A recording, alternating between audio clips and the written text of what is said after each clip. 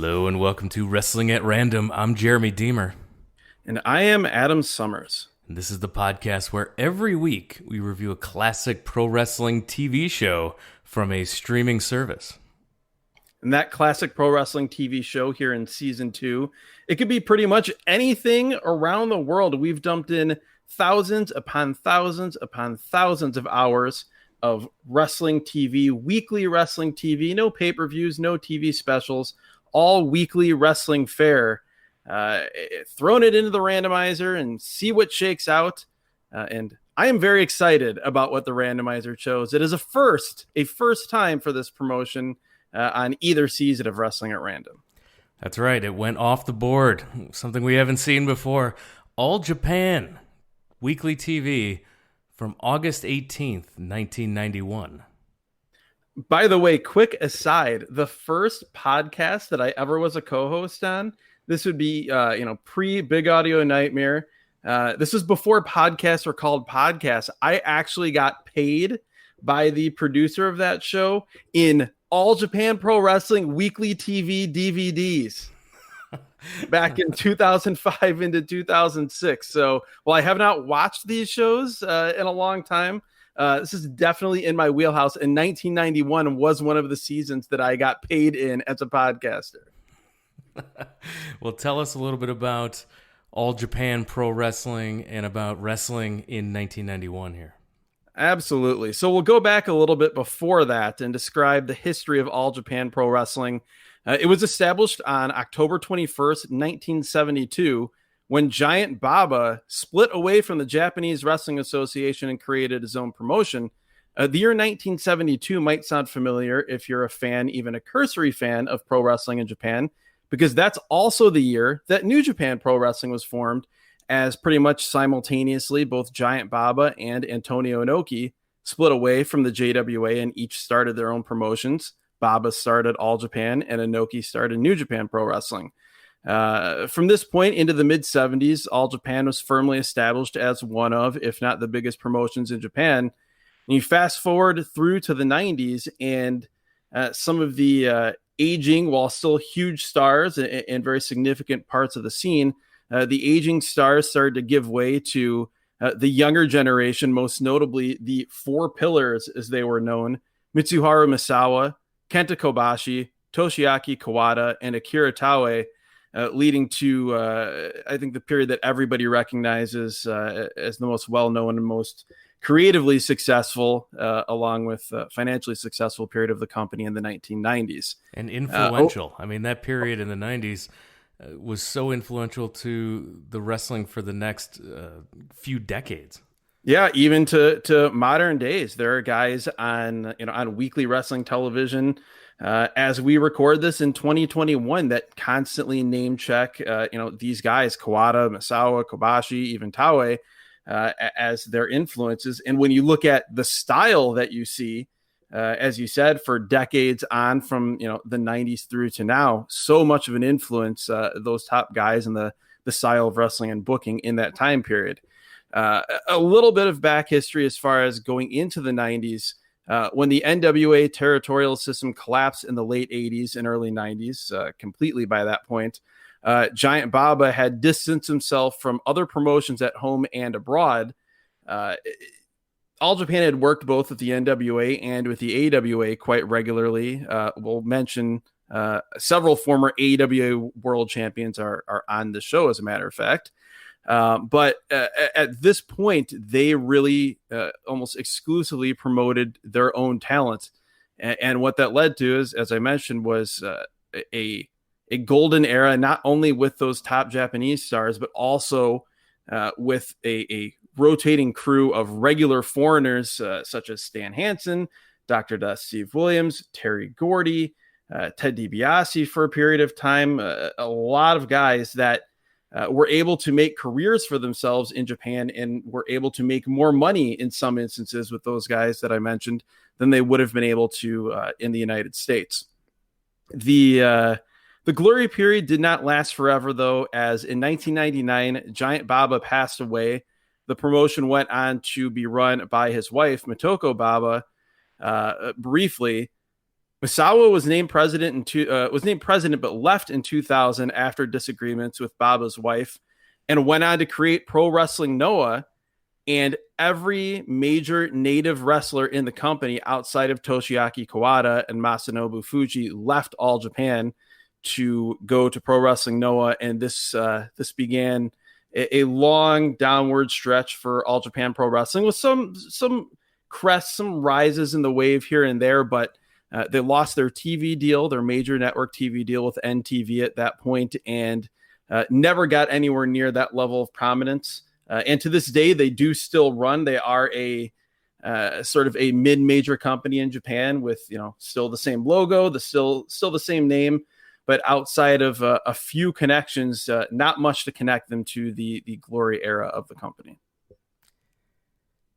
So this show takes place, like I mentioned at the top, August 18th, 1991, and the show opens with a fun theme song. This is the first time I've seen an All Japan TV show. I enjoyed the theme song, and we get clips of matches. I assumed that these were matches that we would see later in the show. That proved to be correct, and it crescendoed with Stan Hansen killing some guy in the first row, and I did not know who that was quite yet, because I was not aware of the card until the show unfolded. So I was already super excited to watch this show because it looked crazy, it looked fun, and they've got me hooked already. And it was a fun song, too. Yes, the classic All Japan TV Open with a song that somehow is both whimsical and regal at the same time, is the way I would describe that intro instrumental. And just a quick little note as far as what the All Japan TV show was. It was an hour-long TV show, so here as we're watching without commercials, a 45-minute TV show.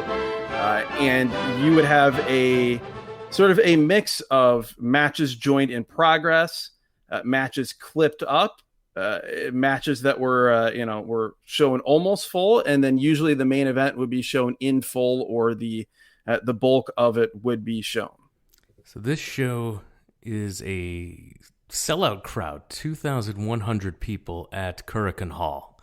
Yes, and probably a little bit inflated because Korakuen, what they hold is a little under that. But I mean, A, this was packed, and B, that was the era of padding attendance numbers. But still, this was clearly a sellout. I mean, they were selling out the Budokan on a regular basis at this point. And that was a 10, 12, 14,000 seat arena, depending on the configuration. So yeah, sellout here. Great crowd. The show actually, so it aired on the 18th of August, 1991, and it took place just one night earlier. We have our opener. It's joined in progress. Joe Malenko versus Masa Fuchi for the PWF Junior Heavyweight title? Yes, basically the Junior Heavyweight Championship in All Japan at this point was the PWF Junior title. Joe Malenko, the brother of Dean Malenko, looks exactly like him, so don't adjust your eyes. No. By the way, if you are listening to this show and you want to watch this, you can, at least as of now, find the show on YouTube. If you just search, AJPW August 18th, 1991 TV, it'll pop up pretty quickly. We also have the link on social media, but if you do get a chance, check it out. It's easy and for anyone to watch, at least until it gets pulled down. But yeah, so junior heavyweight title here. Joe Malenko, the brother of Dean Malenko, taking on Masanobu Fuchi.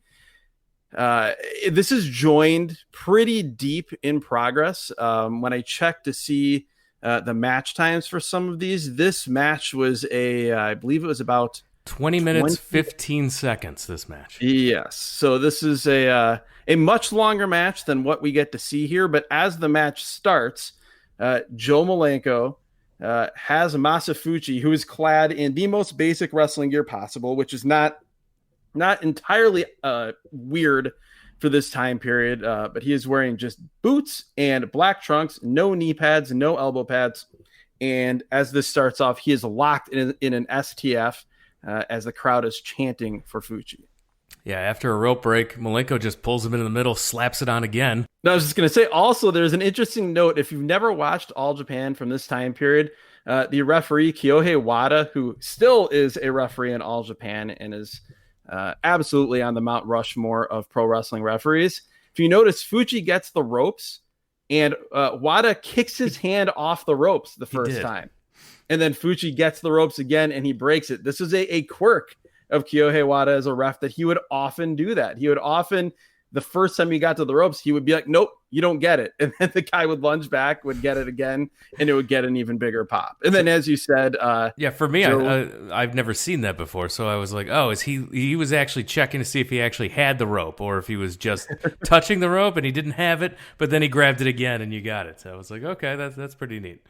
Yes, that was just Wada being Wada. Again, we're pretty deep into this match, so both wrestlers are pretty fatigued by this point. We then get a really cool spot where Joe picks him up, and it looks as though he's got one leg, and it looks like he's going to go for maybe a back heel trip and put him in the STF again.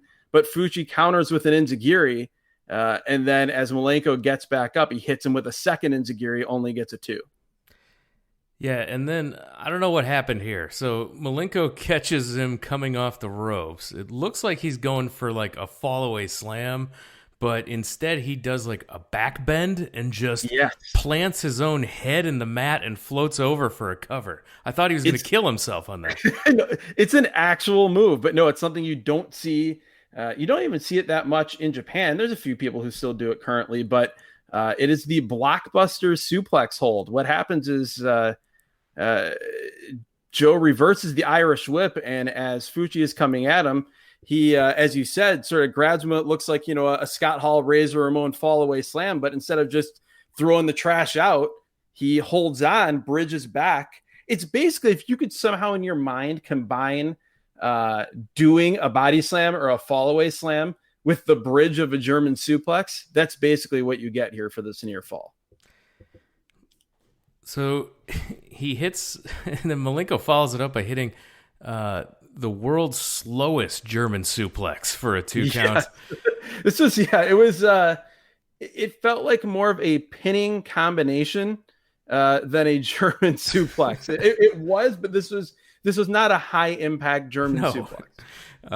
Malenko drops, so he drops down to his back and kicks Fuchi in the knee while he's standing. In the kneecap. This is awesome. That was awesome. He drops down to his back, and I think it's with his left leg sort of pins Fuchi's foot to the mat. Fuchi is standing, and then he kicks him full force with his right leg right on the kneecap. Very cool, and gets a great reaction from the crowd. And that's something that should be noted here in this match and throughout this show. This crowd is 100% with every match on this show and with every wrestler. They're emotionally invested in every single guy that we see over the course of these 45 minutes. Fuchi misses an enziguri. They go back and forth with roll-up, near falls, counters into pinning combinations for near falls. How about before that, a very, very unique move that this is after that kick to the kneecap. Joe Malenko picks up Masanobu Fuchi, and the only way I can describe this, like he grapevines the one leg, and that he almost does like a bear hug to the knee.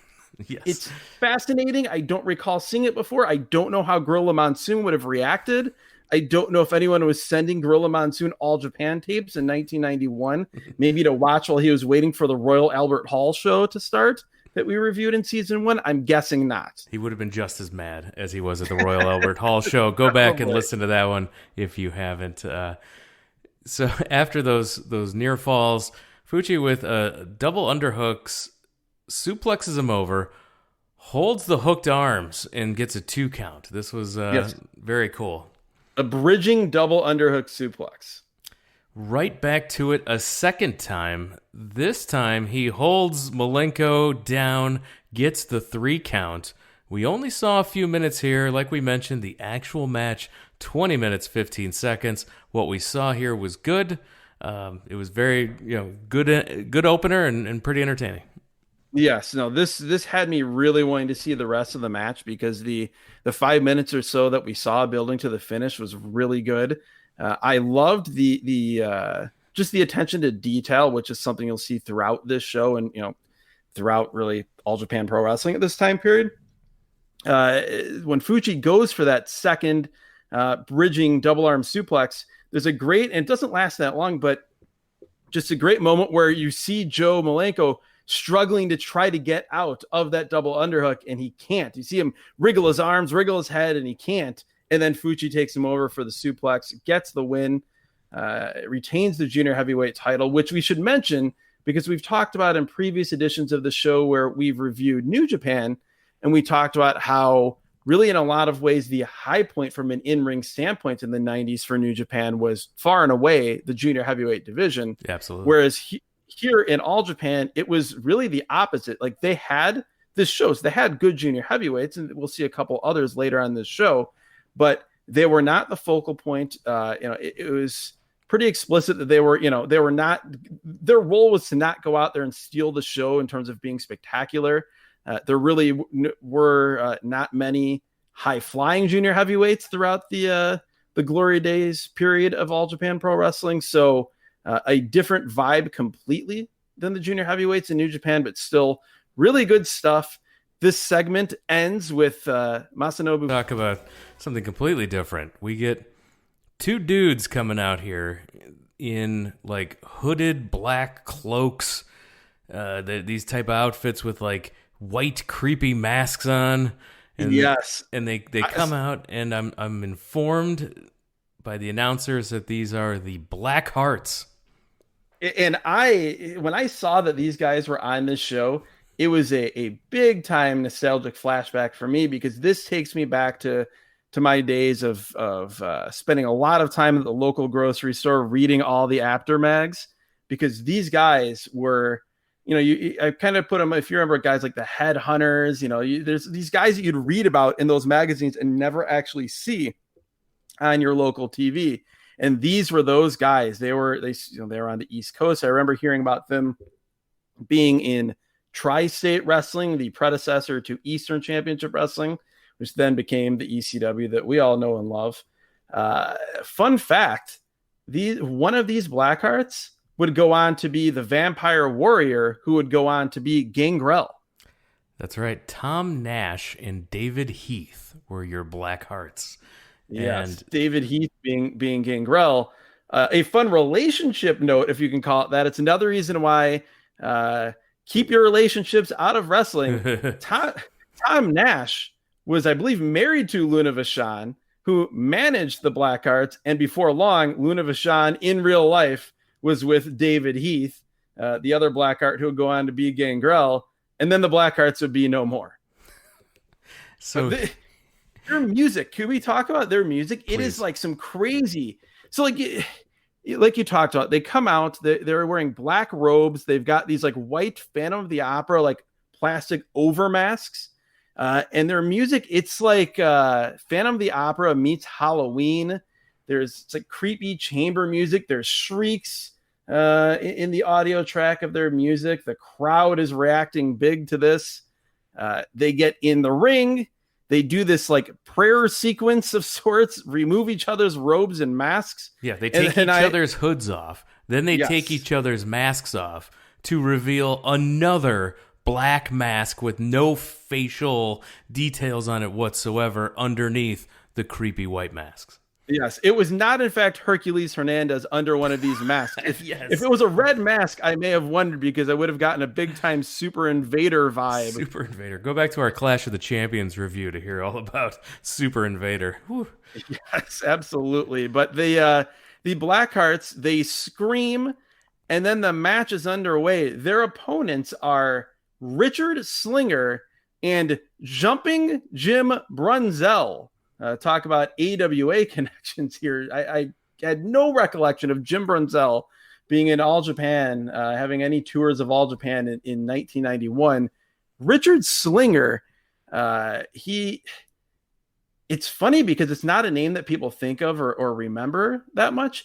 Between All Japan and then going to Pro Wrestling Noah, he spent 17 years in Japan as a regular foreigner. He was, he still is alive, I believe, but he retired in 2005. His cousin, I believe, is that his cousin is Terry Gordy. Huh. So one would imagine that is where he got the gig. His last ever match in pro wrestling, he teamed with Low-Ki to challenge for the GHC Junior Tag Team titles in 2005 in Pro Wrestling Noah. So it's one of those guys that I would imagine has a lot of interesting stories if anyone could ever get to him. But, he seemed like he was a pretty quiet, unassuming guy. After a jump cut, we just see Slinger. He's down in the middle of the ring. We don't know what happened. We see a double hot shot, but Slinger gets his foot on the bottom rope. Slinger's on the shoulders of one of the Blackhearts as the other Blackheart climbs to the top rope, gives a DDT off the top rope, off the man's shoulders, gets the win here. Brunzell never got in on the TV edit. We have no idea how long this match actually went. It went 10 minutes and 5 seconds, but we literally saw less than 60 seconds of the in-ring action here, which is probably a good thing. The Blackhearts were visually impressive, and they did a very cool move to win this match, but they were not the best tag team in the world.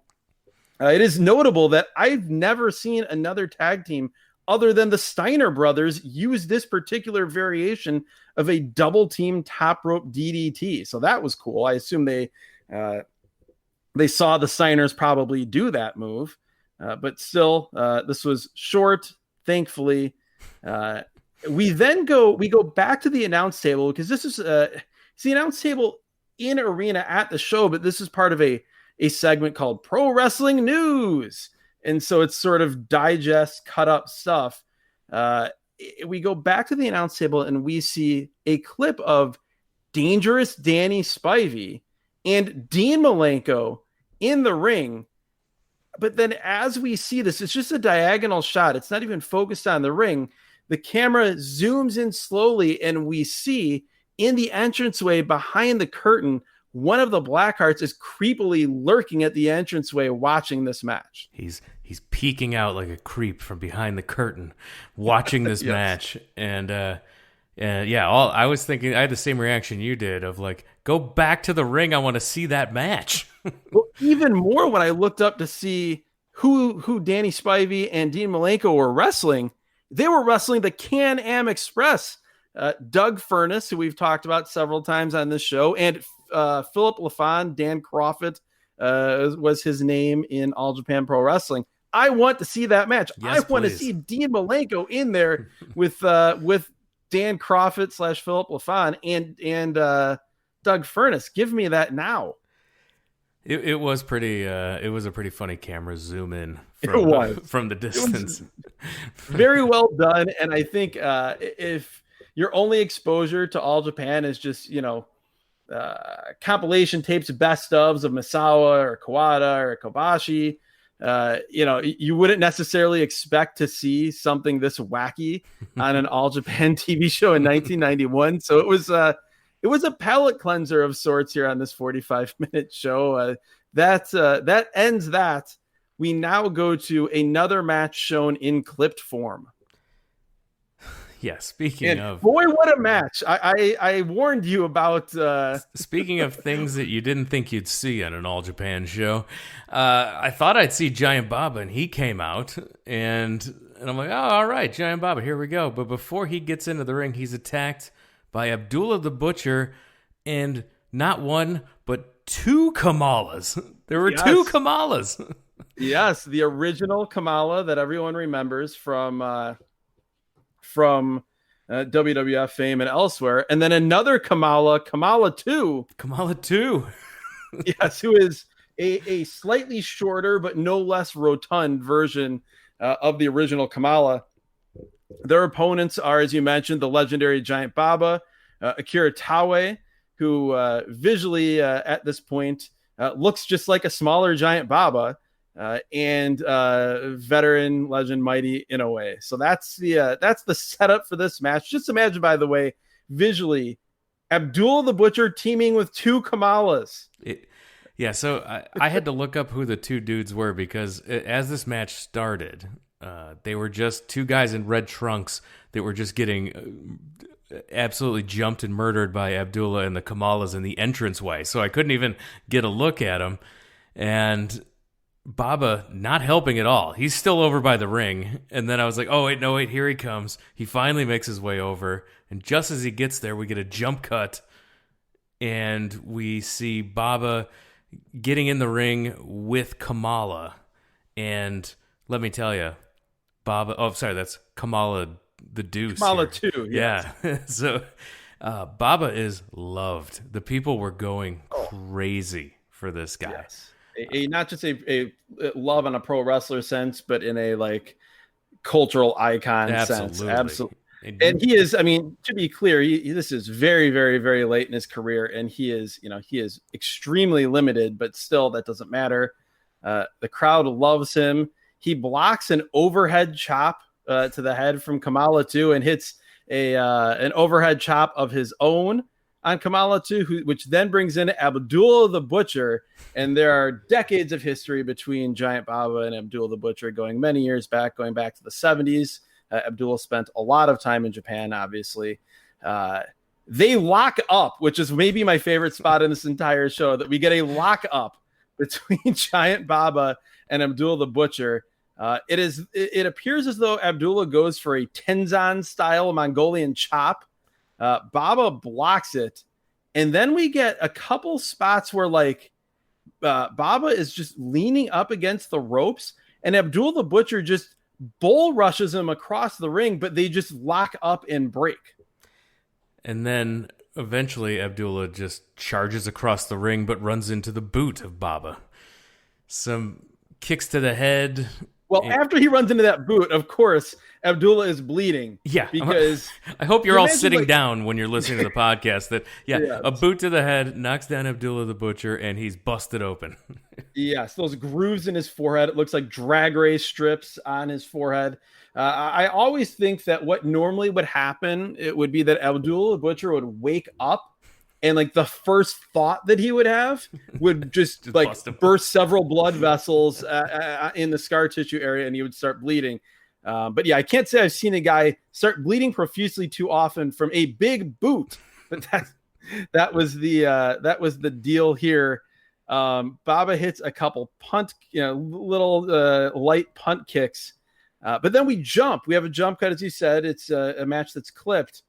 And then we get Abdullah hitting Akira Taue with this great, martial arts judo chop, as Jim Ross would call it, and then making a classic crazy Abdullah the Butcher face. Yes.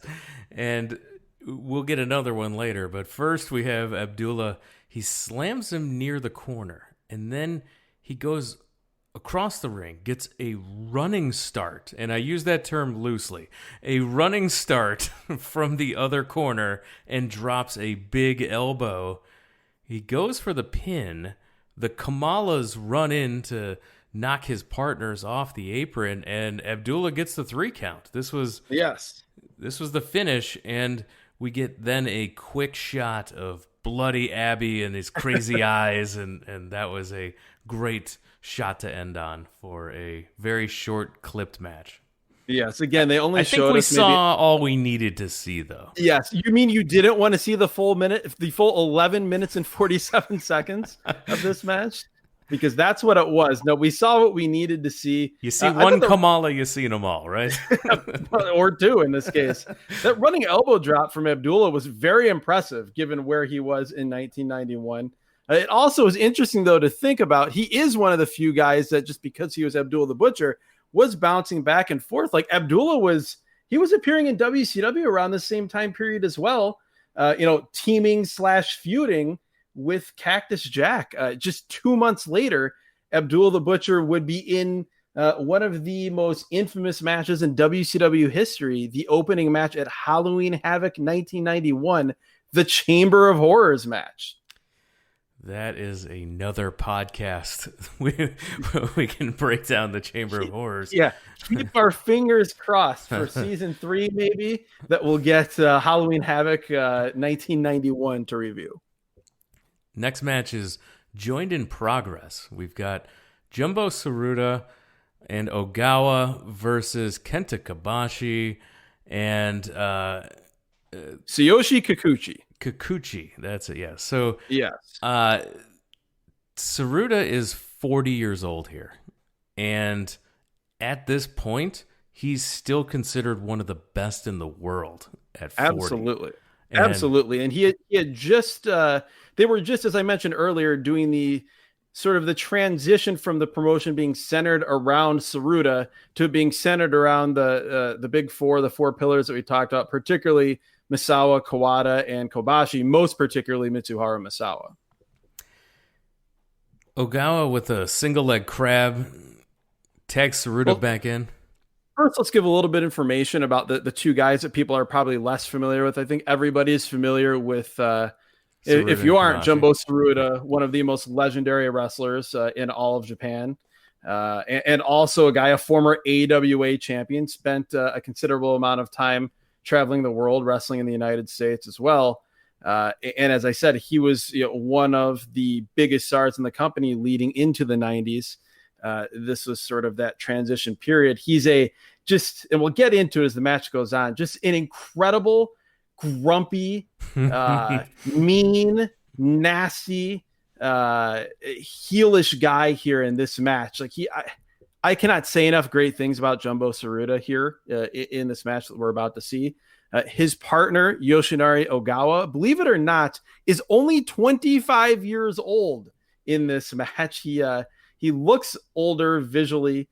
He's a guy who is very influenced by American wrestling when you watch his style, and he actually throws punches. He doesn't throw forearms. Just a lot of what he does is more of what you'd expect, like an American sort of mid-size, mid-card guy to do. They're taking on Kenta Kobashi here, wearing the bright orange trunks that were synonymous with him in all Japan. Some of you may be more familiar with him from his run in Pro Wrestling Noah, his incredible title reign that he had in the early to mid 2000s. His match that he had in the United States, which I was lucky enough to be at in New York City with Samoa Joe in 2005. Again, like I said, one of the absolute legends of this era of pro wrestling, and his partner, Tsuyoshi Kikuchi, another junior heavyweight, a smaller guy who I believe was also, I think, only like 27 years old here, a young guy. And really his whole thing as you watch this match, he was just a great, fiery babyface in peril, taking a beating here and continuing to come back. So that's sort of the setup. Saruta's in there, and he hits an epic atomic drop. This was so great. Well, before that, right as this match, as we joined it in progress, he has the most violent, mean, painful-looking abdominal stretch you have ever seen in your life. Like he has the move on, but instead of putting his putting his hand behind the guy's neck and then just cranking back on the arm, he is pushing Kikuchi's head down as hard as he can, lower and lower and lower. It looks like he's going to just snap his neck straight off. But Kobashi comes with a mean guy face while he does it. I love it. Oh, absolutely. A mean mug for the ages. Kobashi comes in to try to break it up. Jumbo breaks the hold, but sort of is boot choking Kikuchi. And the crowd at this point is booing. And that's sort of our first clue that there's a mean, ornery Jumbo Tsuruta here in this match. After one of my all-time favorite atomic drops here, Jumbo has he has him in like a pile driver, a power bomb position, like the head between the legs, but it's reversed into a backdrop. Ogawa runs across to prevent a tag. So Saruta's in. He's reversed into the buckles. Quick elbow by Kikuchi, and he's able to make the tag to Kobashi, and here we go. Yeah, he rolls through, so he hits this sort of desperation running elbow in the corner on Jumbo, and then as he hits the elbow, all in one motion, rolls through and makes the tag to Kobashi. Before we get into what you're about to say, though, I want to make sure the people out there listening understand just how massive that atomic drop was that you're describing from earlier. It was amazing. He picks Kikuchi up, and he has him as, like, you just think of physics. he has Kikuchi as high and as far back up on his shoulders as he could have without Kikuchi just from the force of gravity flipping over and landing behind him. He has him that high up and then just with all of his force drops him back down. Just, I would love to see Rick Rude sell that atomic drop. We get a slam and a leg drop on Tsuruta and then huge lariat. 2 count. This Jumbo's battling back with knees to the head. Grumpy knees to the head, too. He just looks so unhappy. I love it. Yes, he rakes the eyes of Kobashi, and he rakes the eyes across the top rope, and the people were appalled. They were so mad that he did this. Absolutely. They were livid. They were booing lustily, and then because Jumbo here is healing it up, and he is grumpy, he woke up on the wrong side of the bed. What does he do in reaction to getting booed? He picks him up. And he does it on the other side of the ring. And at this point, people are booing. Women are shrieking. Oh, my gosh, the horror. He did it again. This was so awesome. People were so mad. Definitely. And Jumbo at this point, picks him up and hits a huge lariat right as the crowd is chanting Kobashi over and over. Only gets a 2 count, tags in Ogawa at this point. Yeah, Ogawa's back in, and he's working over the eyes with boot rakes. Fist drop. Again, a clever American-style wrestler with heel tendencies is how I term him. Yeah, Jumbo tags right back in. Jumping knee to the face. Hard slam by Saruta. Just a body slam. A regular body slam, but with just a ton of authority. So like atomic drop, regular move, done in epic fashion. A body slam, done with crazy authority and crazy impact. Just this dude was awesome. Jumbo Tsuruta is so good. That's what made Jumbo so great was that, like you said, there wasn't really a whole lot of actual flashiness at all in what he did, but everything he did, the facial expressions, the follow through on this body slam, like the way he did this move with just such a dismissive hatred, it told you everything. Like if you were going to say like, what is the story of this match? You would just need to see that 2 seconds of Jumbo doing that body slam, and you would get the entire story. Crowd with a loud Kobashi chant. He comes back with a flying shoulder block, gets the tag. Kikuchi with a drop kick off the top rope. Ducks under a boot attempt by Saruta, but then runs into a boot.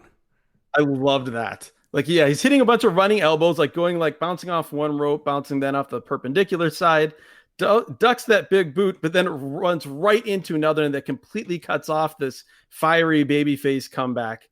Very cool. It kind of subverts the normal hot tag comeback, throws Kikuchi to the floor, and then Ogawa whips him into the guardrail.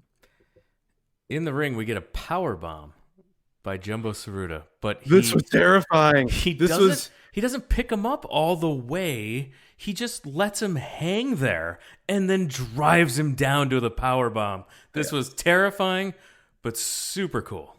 Yes, and the eventual application of the move was not overly dangerous. No, but the setup for it, where it looks like he's going to pick him up for a power bomb, and then you said he basically lets him hang there in an unprotected pile driver position, and you're thinking, oh, is he just gonna drop down? Just knees first to pile driver. But no, he picks him back up, hits sort of a stalling power bomb. But instead of going for the cover, what does he do? He picks him back up. I take it back. This is my favorite spot of this entire match and one of my favorite spots of any of the nearly 40 shows that we've done across 2 seasons of this podcast. He picks him up, picks Kikuchi up again, and it appears that he's going to go for another massive atomic drop, picks him up just as high, just as far back, and it looks as though he's going to just drop him back down his knee. Instead, he launches him through the air. Literally launches him across the ring. This was unbelievable.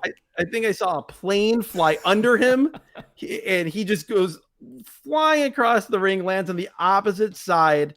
And again, this was visually impressive enough, but the follow through from Jumbo just makes it even better. a long 2 count here that gets a huge reaction on the kick out. Yes, I couldn't believe Kikuchi kicked out of this one. Kobashi then throws Ogawa into the barricade at ringside. Saruta, he power bombs Kikuchi again. This time he stacks him up for the pin, but Kobashi's in the ring. He breaks up the pin, makes the save. The people are going nuts at this point, cheering, stomping, chanting Kikuchi's name. Just a red-hot Korakuen Hall at this point. Ogawa back in, goes to the top rope, hits a double foot stomp. But even this... Yeah. I don't know if stomp is a little more than what he did there. Again, keep in mind the time period here. This is a very, this is an early days if you'd see anyone do a top rope double foot stomp. He basically steps off the top rope. Kikuchi is very, very close to the corner and he lands on him. I thought it worked because it was just great and dismissive. It fit in. What Ogawa did here fit in with what Tsuruta had been doing the whole match. After a reversal of a pin attempt, Kikuchi makes the tag to Kabashi. Saruta's in there with Kabashi. Hard chops by Kabashi. He goes for a kick and gets caught, and Tsuruta hits another lariat. Then another. Missed a third. DDT by Kabashi for a great near fall. The people really bought this one. The people bought it. The play-by-play announcer absolutely lost his mind. It's just one of the great things about watching Japanese wrestling with Japanese commentary is that even if you don't understand what the announcers are saying, the emotion carries it through and conveys it in a way that English language commentary for these shows just can't do. So this match reached another high point right here. Kobashi looked like he was going for a DDT out of the corner, but Tsuruta muscles him off, just threw him down. With, again, just dismissive force. He just throws him down just with, again, you just have to see the follow through. I know we're beating a dead horse here with Tsuruta and how great he is, but something like that, I find so much more impressive than a crazy high spot. Kobashi in with Ogawa. He slams him, goes to the top rope, but Jumbo Tsuruta from the apron grabs the leg of Kobashi. Kikuchi pulls Tsuruta off the apron. Ogawa tries to belly-to-back suplex Kobashi off the top rope, but Kobashi is able to turn his body, land on top of Ogawa, but just a near fall here again. And this whole sequence was set up by, as you mentioned, Kobashi was trying to go to the top. He was going for his moonsault, which was one of his big finishers at this point. Ogawa tries to backslide Kobashi. He's fighting it. And then Jumbo comes in to kick Kobashi in the face, and he goes down into the backslide, but is able to kick out again. Another great creative spot here. Very, very good stuff. Kobashi is able to come back, hit another flying shoulder block, and then he goes into the rolling cradle, which if you've never seen before, basically starts off as sort of a grounded abdominal stretch, and then you just roll your opponent around the ring over and over and over again. Totally different move, but kind of the same effect as a giant swing in that you are dizzying your opponent, but it is more effective because at whatever point you decide to stop, you can go for a pin. Yeah, you've got him in a pinning combination here. And yeah, so he's doing the rolling cradle, and Jumbo comes in and breaks it up. He'll have none of that. Even that, though, was cool because as he's doing the rolling cradle, first Jumbo tries to make the save. Kikuchi stops him, but a few seconds later, Jumbo's able to get out of the clutches of Kikuchi and make that save. Enziguri, then rolling cradle again on Ogawa, this time for the pin. Your winners are Kabashi and Kikuchi. The announcers were going absolutely nuts. We talked about it at a couple of spots, but as the finish came, the announcers were going crazy here. I loved every minute of it. This was a super fun match. The actual match time was 24 minutes, 21 seconds. We didn't get the whole thing here, but what we did get was phenomenal. We got most of the match, and I loved every minute of it. This was so much fun. Yeah, I'd say we probably got at least 15 minutes of this, and I would agree wholeheartedly. This was just absolutely tremendous pro wrestling from all four guys. Jumbo Tsuruta, though, was by far to me the star of this match. And it's funny because kind of independent from doing the show around the same time that we started this podcast, not today's podcast, not this episode, but when we started this podcast as a series, I was going back and doing sort of a rewatch or a watch for the first time in some cases of All Japan stuff from the 80s. And seeing so much of Jumbo Tsuruta doing that rewatch, it really it just blew me away. And then seeing him here, I have no argument with anybody who would want to say that Jumbo Tsuruta is the greatest of all time. He absolutely is on that list. When you see him here again in like not a house show, but just a match on a show opening a tour at Korakuen Hall, and he looked like the best wrestler in the world here at 40 years old. Exactly. With that many miles on him. He's been doing it for just as long as you mentioned here. He's got a ton of miles on him. He's 40 years old, and he's still at this level. This was just absolutely impressive. The other wild thing to think about with this match, first off, like I said, this is just a match on an All Japan show. This isn't on a major show at Budokan. This isn't a championship match. It's indicative of how many great wrestlers they had at this time, and that on any given show you watched, in the early to mid to even late 90s, but particularly here in like 91, 92, 93, you were liable to see a great match just on a random show.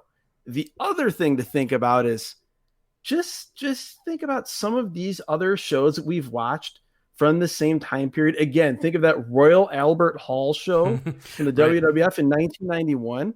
And think about the level that these guys were wrestling at compared to what you were seeing in North America. It's a huge part of why the underground tape trading scene was such a huge deal at that point, because you were not seeing wrestling like this, anything even approaching this level if you were watching the major companies. So there was a hunger, particularly once people saw one show from All Japan, that they wanted to see all the big stuff. So it's absolutely. If you watched a big show and you watched the weekly TV show, you had to have been like, I need to see all of this TV show every single week. How can I get those tapes? And then building to those matches, I've got to see the big matches. How can I get my hands on those tapes? Absolutely. I mean, that's how, and we talked a little bit before we pushed record on this episode. I mean, that's, I think, how both of us kind of first started seeing All Japan. I think maybe me a little bit more than you, but I think with both of us, it was just, you were buying tapes from various sources, and then you'd hear about this and you'd hear about that. And then you'd see something from All Japan. You're like, oh my God, this is incredible. These guys, Misawa, Kawada, Kobashi, like, what is this? I need more of this. And, that just speaks to, again, also what we mentioned earlier, the influence of this era of All Japan and those top guys. That match was not the main event. We have a main event on this show. It's a tag team match. The All Japan tag team titles, were they at stake here in this match? I couldn't. No, this was not a championship match. Not a championship match. Okay. Not a championship match. This was just a tag team main event here at Korakuen Hall with the Foreigner team of Johnny Ace, who, if you remember, we mentioned in that Capital Combat 90s show that he was wearing an All Japan ring jacket, and he was spending a lot of time in All Japan as well. He is here teaming with a man that I have been waiting so long to get to watch a show that he's been on for this podcast. We finally are getting to see him here. One of my all-time favorites back in the day, and still going back and watching him, Stan the Lariat Hansen, one of the most, beyond anything he did in the United States, one of the most legendary foreigners in Japanese pro wrestling history. So this team of Johnny Ace and Stan Hansen, I immediately in my mind, it's late at night, I'm watching this match, and I'm thinking, this team should have been called Dude Ranch. That is amazing. Yes. And Johnny Ace being one half of the Dynamic Dude tag team, and Stan Hansen being Stan Hansen. Yeah, and so when they came out, I then, because I was thinking this in my head, I was a little disappointed, because when they came out, I had pictured Johnny Ace on his skateboard and Stan Hansen pulling him to the ring by the bull rope. That would have been so great. Opportunity lost. And you can't say it wouldn't have fit in because we just saw the Blackhearts earlier. That's right. So all bets are off in terms of wacky gimmicks here after you have those guys out there. But they are taking on two legendary opponents here in Misawa and Kawada. Yes, Mitsuharu Misawa clad in the classic emerald green gear, and Toshiaki Kawada clad in the black and yellow. That's one of the other things from this time period of All Japan was that their top guys were all very identifiable, among other traits, but through their color schemes. You had, as we mentioned, Kobashi with the orange. You had Misawa with the green, Kawada with the yellow accents on the black trunks. So that was another element of this. Misawa, what can you say about him? The ace of the company, maybe the best all-around wrestler in the world at that point, one of the best wrestlers in history. And then Toshiaki Kawada, who was always, when I first started getting into watching All Japan via tapes and then, streaming through various means, he was always my favorite of this group of guys. I always had a soft spot for guys that were kickers, and Kawada, on top of everything else that he would throw, chops, brain busters, a lot of high impact moves. He was the kicker of this group of All Japan stars. So very, very excited to see them teaming up here against Stan Hansen in particular, and to a lesser extent, Johnny Ace. Loud Misawa chants as they make their entrance. You mentioned he's the ace, and the place was going absolutely nuts for him. Yeah, the moment his music hits, which is one of the more iconic entrance music selections in all of Japanese pro wrestling. When this match starts too, we do not have a traditional introduction. They start brawling right away. So we've got streamers about, moves happening while the ring is still filling up with streamers because the fans didn't get to throw them in the ring during the introductions themselves. Yeah, Hansen and Ace are just they're beating down Misawa and Kawada as like you mentioned, the crowd they're throwing their streamers into the ring anyway. And Hansen and Kawada are in there together. We get great brawling to start. Yeah, Stan Hansen is maybe the greatest brawler of all time. Absolutely. And so this is a showcase here in the opening moments of this match, a Stan Hansen tour de force of what it looks like to be a dangerous, wild, reckless, and effective brawler. Absolutely. He's so intense. He's so physical. He's laying in hard shots, but this is the classic William Regal description of hard shots in safe places. And yes, a lot of Hansen can make it look. No, I was just going to say he makes it look, like he's completely out of control, but he's not. But he's absolutely not. That's just, just how good he was as a performer that you thought, he acts like a wild man, but he's completely in control of everything he's doing, and everything he's doing looks so good, hits so hard, but is, pretty darn safe. The other crazy thing too about Stan Hansen is he's legally blind at this point. So he is throwing these shots with terrible eyesight, which it actually adds to when you watch him closely how he wrestles, because a lot of what he does, he always keeps himself within arm's reach and feel of his opponent. And when I say legally blind, it's not as though his vision was black, he couldn't see anything, but he was legally blind or close to it. So he did not have 20/20 vision or anything close to it, which just, again, it lends itself to even more of just that very, very distinct style. And yeah, he and Kawada brawl onto the floor, and that is the point to where are we at the point where we see that crazy chair shot, or does that come later? No, that's it. Kawada's dumped into the front row. Hansen grabs a chair from ringside from a fan. This was the clip we saw at the beginning of the episode. Hansen either hit him in the head or hit the guardrail with the chair. I couldn't quite tell. He brained him with this chair shot, broke the seat. It sounded so brutal that I'm like, did he hit the guardrail? It was, but that was actually his head. Oh my God. I mean, maybe the legs of the chair hit the guardrail and the seat of the chair hit Kawada's head, but it definitely made contact. The other thing to note, and we'll see it a few times here, is that Japan is and was not as litigious of a society as we are here in America. And so wrestlers had a lot more leeway as far as what they did when they got in the crowd. If fans got close to them, you would see wrestlers just throw the fans to the side. And you would see this push-pull a lot of times where like fans would want to get close to the wrestlers and would crowd the wrestlers quite a bit as they come in through the entrance, but then also would run away when the wrestlers went after them. So we saw a little bit of that here a little bit later on in this match as well. Yeah, if Stan Hansen's near you, run away. Absolutely. Yes. Ace is in. He puts on a dragon sleeper, and Hansen's on the apron. He's yelling from the apron, "That's it, Johnny." Yes. So that's it, Johnny. Take it, Johnny. It's so great. Love hearing Stan Hansen do. We get a little bit of color commentary here, basically from the apron from Stan Hansen.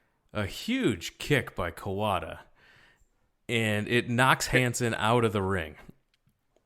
He makes the tag to Misawa, and we get some great action at ringside.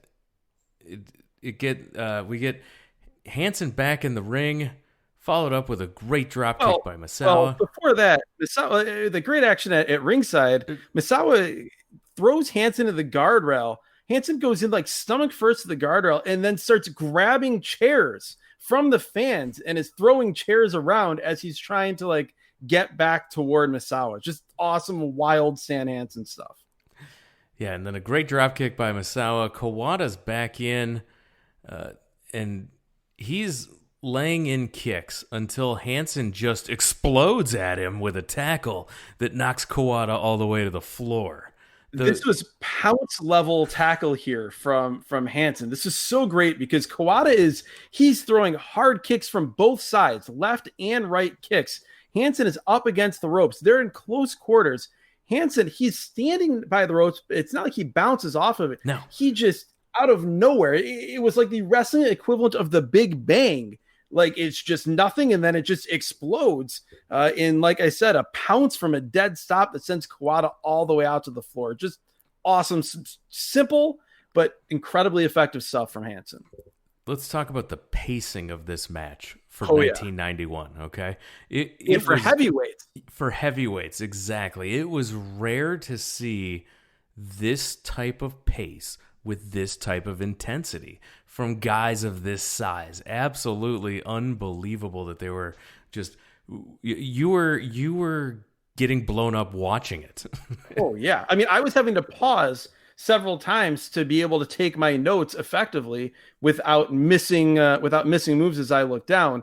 Just something I do want to throw in here is that fast-paced heavyweight style in All Japan, while Riki Choshu was no longer in the company at this point, when Choshu jumped from New Japan to All Japan, he brought that with him, that breakneck pace that you didn't see as often in the company among heavyweights, and it was still here and sort of became kind of a staple going forward.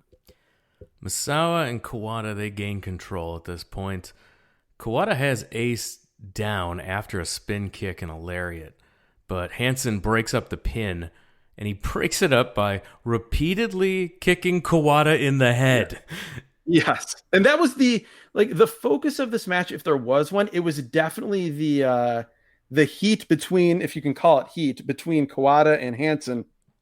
That was definitely the most aggressive combination was those two guys. A lot of times in modern wrestling, you come in to make a save, you kick the guy in the back, and then you walk away because you broke up the pin count. Tap the guy on the back, and really the referee will just rule it a save if you make physical contact of any kind, no matter how light. That was not Stan Hansen's intention here. No, Stan Hansen came in and he just kept repeatedly kicking. He wasn't going to stop kicking him in the head until he got off of the guy. And as Stan Hansen's leaving the ring, Kawada then runs and clotheslines him in the back of the head, knocking him down. So he didn't just take this save and let him go back out to the apron. He charged at him, clotheslined him in the back of the head to knock him down. So good. It's great intensity. Like you said, he hits that clothesline at the back of the head. Again, I note that women are shrieking at the intensity and the physicality of this match, literally shrieking.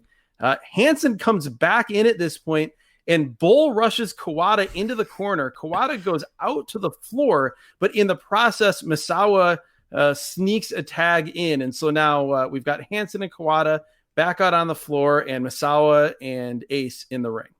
Yeah, Ace then takes Misawa to the floor. We see a hard slam and a few elbow drops on the outside as well. Back in the ring, Hansen and Ace, they double team on Misawa. Ace with knee drops with the knee pad pulled down, and Hansen is in. He throws a drop kick. A beautiful drop kick. Wow. I was not expecting that. Yes, this was that great. I always call it the Dustin Rhodes type drop kick, where it's not that that Okada, or if you want to go back to like Paul Roma style drop kick, where you just leap up in a standing position and hit just a beautiful athletic drop kick. It's you sort of run, throw one leg in the air, then the other leg comes up, and you just kill the guy with the drop kick. That was this here from Hansen, but he got some hang time. He did. This was great. Misawa gets a tag. Kawada with tons of short knees to Hansen, and then chops to Ace, and he's holding his arm and chopping him down. Yes, with wrist control. He chop, the guy Ace goes down, but he maintains wrist control at the other hand. Chop back down. Very cool spot that was recreated in the originally in the Virtual Pro Wrestling games and ported over in No Mercy. Made it very easy to create Kawada in WWF No Mercy if you wanted to. Power bomb, but Hansen breaks it up. Hansen throws Misawa off the top rope. Kawada, he pulls Hansen out, and they start brawling on the outside, leaving Ace and Misawa in the ring. Hansen hits Kawada with a bell. Yeah, something. It was a bell, or like some fan had like a metal purse or something. I don't know what this was, but it looked painful and sounded painful. Ace with a clothesline off the top. Misawa kicks out. We get a Tiger Driver. Hansen hits Misawa with a chair to break up the pin. Seemingly. But the ref still counts 3. So at this point, I don't know what's going on. Right. The ref counts 3, but he tried to break it up with the chair, and then they keep wrestling. So we get a double shoulder tackle to Misawa. Hansen then grabs his rope, hugs Ace, and they leave. I didn't know what happened here, so I had to look up what happened. And yeah, officially Misawa pinned Ace. Yeah, with the Tiger Driver, the double arm suplex, dropped him into like a power bomb, but the ref didn't signal for the bell, and everyone just kept brawling after like the match was still going on. It was about a minute later that the ref signaled for the bell, and even the TV announcers were confused at what was going on here. 12 minutes, 59 seconds. As that's it for the show. We then see some photos as the credits roll and the show goes off the air. I actually, just going back to that finish, it was weird, but then thinking upon it, I didn't mind it. You had the legendary referee Joe Higuchi at this point. By the way, in a sweet all blue, like powder blue pants and very 70s looking shirt here in 1991. Yes. But I like the rationale behind the finish in that, in theory, you have Hansen coming in with the chair to break up the pin and also get his team disqualified so they don't lose via pinfall. The referee knows that, and so the referee is just going to count 3 and not give the heels the satisfaction of getting out of this without getting a pinfall loss, if the move can result in a pin, which it did. So it was abrupt and weird, but thinking about it, it didn't really bother me. No, me neither. And I enjoyed so much of this match. This was a crazy 12 minutes, 13 minutes here. Just absolutely intense. And I need more Stan Hansen on this podcast. Yes. It's a crime that the randomizer has now given us more Johnny Ace than they have Stan Hansen. Very good point. Very good point. Johnny Ace was fine here, but totally he was The best way you can describe him is he was Stan Hansen's tag team partner. Yes, he was. Would you say he was just a dude? He was just a dude. I think that is a very accurate description. It is amazing, though, to think that here in 1991, he's in these big matches with Stan Hansen in All Japan Pro Wrestling, and then so many years later, he's an authority figure on Monday Night Raw. I don't know if we'll ever have the honor, if I can call it that facetiously, of reviewing the John Cena, John Laurinaitis pay-per-view main event from the WWE many years later. I hope not, but you never know with the randomizer. Do not taunt the randomizer. No, we've learned that. It'll give you that show, and it'll stick me with some more Greg the Hammer Valentine. So, all right. So I enjoyed every minute of this show from start to finish. In 1991, this had to be the best television show, weekly television show you could find at the time. Looking at Wrestling Observer newsletters from that time period, at the halfway point in 1991, their mid-year awards, they did award the All Japan Weekly TV show as the best weekly TV show around. And after I've seen one episode now, and I can say I want to see some more. This show was great. Yes, it was so well done, and again, a very good example of the All Japan TV show, and in terms of the format, the length. And again, this was a show, Korakuen Hall, which was, it's not the smallest shows they put on, but those are setup shows for the bigger shows. No titles on the line here, but there was still some great wrestling, some great intensity, in just the format where, the bigger matches, for the most part, you saw them in full or close to full. The stuff that you didn't need to see in full, but was like a fun distraction, such as two KAMALAS or the Blackhearts. You got to see that stuff, but you didn't need to see, the intervening 10 minutes of bad from that match. So yeah, I have nothing bad to say about this. Just a great way to spend 45 minutes watching professional wrestling. As far as favorite things on this show, I know for some of these episodes, we haven't talked about favorite match, but this was obviously a match heavy 45 minutes.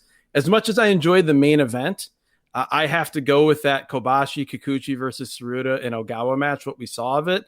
That was honestly probably in the top 5 of any matches that we've reviewed on this podcast, just in terms of how much I enjoyed it over these last couple seasons. That was absolutely my favorite thing as well. I had not had a ton of Jumbo Tsuruta exposure in my life before that match, and he has quickly become one of my favorite wrestlers after just one match. That atomic drop. Unbelievable. I will be going down a Jumbo Tsuruta rabbit hole to watch more things here coming up based on this show, and it absolutely was my favorite match. I think, Kobashi was phenomenal there. The crowd reaction was great. That was by far my favorite thing.